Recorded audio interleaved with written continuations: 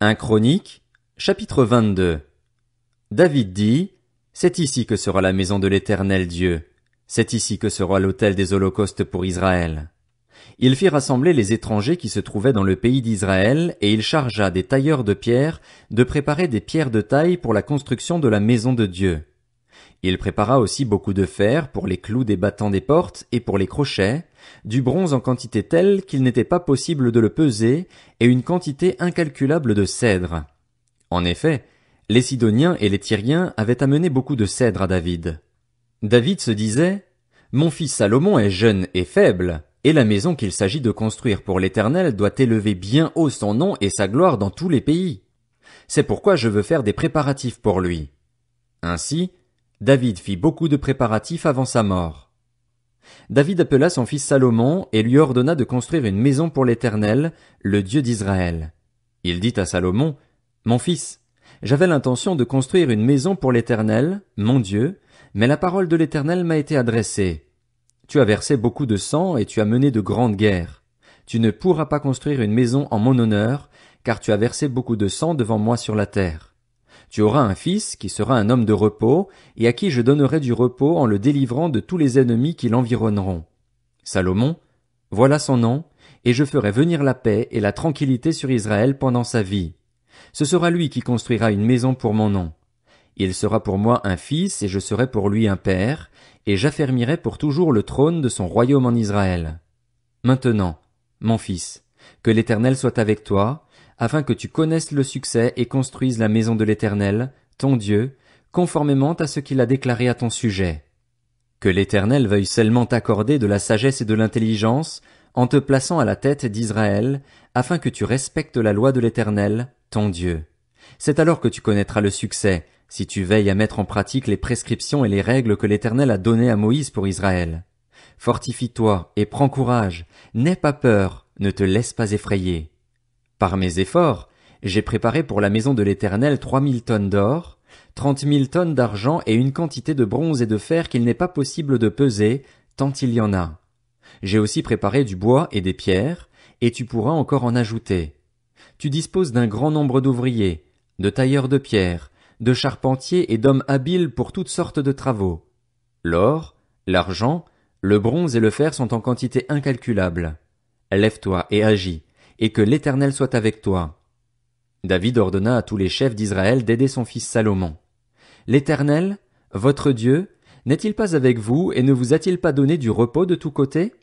En effet, il a livré entre mes mains les habitants du pays, et le pays est soumis devant l'Éternel et devant son peuple. Appliquez maintenant votre cœur et votre âme à chercher l'Éternel, votre Dieu. Levez-vous et construisez le sanctuaire de l'Éternel Dieu, afin d'amener l'arche de l'alliance de l'Éternel et les ustensiles consacrés à Dieu dans la maison qui sera construite pour le nom de l'Éternel. 1 Chroniques, chapitre 23. Âgé et rassasié de jours, David désigna son fils Salomon roi sur Israël. Il rassembla tous les chefs d'Israël, les prêtres et les Lévites. On fit le dénombrement des Lévites âgés de 30 ans et plus. On compta 38 000 individus de sexe masculin. David dit qu'il y en ait 24 000 pour diriger les travaux de la maison de l'Éternel, 6 000 pour officier comme magistrats et juges, 4 000 comme portiers, et 4 000 pour louer l'Éternel avec les instruments que j'ai faits pour le célébrer. David les répartit en classes d'après les fils de Lévi, Gershon, Kehath et Merari. Pour les Gershonites, il y avait Laédan et Shimei. Fils de Laédan, le chef Jéhiel, Zétham et Joël, 3 en tout. Fils de Shimei, Shélomis, Aziel et Haran, ce qui fait 3. Ce sont là les chefs de famille de Laédan. Autres fils de Shimei, Jacath, Ziza, Jéhush et Béria. Ce sont là les 4 fils de Shimei. Jacath était le chef, et Ziza le deuxième. Jéhush et Béria n'eurent pas beaucoup de fils, et ils formèrent une seule famille dans le dénombrement. Voici les fils de Kehath. Amram, Jitséar, Hébron et Uziel, 4 en tout.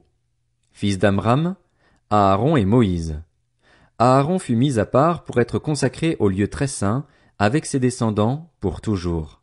Il devait offrir les parfums devant l'Éternel, le servir et bénir pour toujours en son nom. Quant aux fils de Moïse, hommes de Dieu, ils furent comptés dans la tribu de Lévi. Fils de Moïse, Gershom et Eliezer. Fils de Gershom, Shebuel, le chef. Les descendants d'Eliezer furent Rekabia, le chef, et ses très nombreux fils. Eliezer lui-même n'eut pas d'autres fils. Fils de Jitséar, Shelomis, le chef. Fils d'Hébron, Jérija, le chef.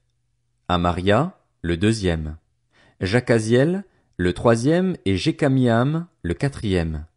Fils d'Uziel, Miché, le chef, et Jishija, le deuxième. Voici les fils de Merari, Makli et Mushi.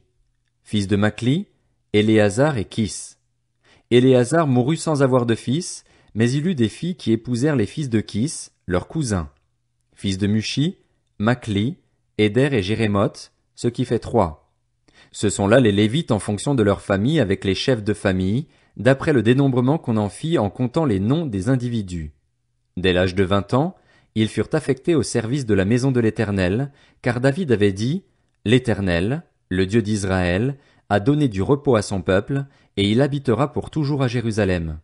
Ainsi, les Lévites n'auront plus à porter le tabernacle ni tous les ustensiles destinés à son service. Ce fut d'après les derniers ordres de David qu'eut lieu le dénombrement des Lévites âgés de 20 ans et plus. Chargés d'assister les descendants d'Aaron pour le service de la maison de l'Éternel, ils étaient responsables des parvis et des chambres, de la purification de toutes les choses saintes, des travaux liés au service de la maison de Dieu, des pains consacrés, de la fleur de farine pour les offrandes, des galettes sans levain, des gâteaux cuits sur la plaque et des gâteaux frits, de toutes les mesures de capacité et de longueur. Ils devaient être présents chaque matin et chaque soir afin de louer et de célébrer l'Éternel, et offrir continuellement devant lui tous les holocaustes qui lui étaient destinés lors des sabbats, des débuts de mois et des fêtes, suivant le nombre fixé par la règle.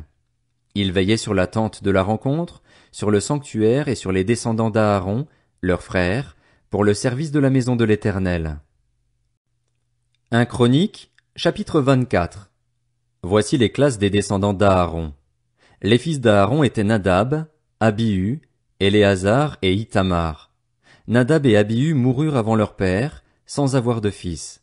Quant à Éléazar et Ithamar, ils exercèrent la fonction de prêtres.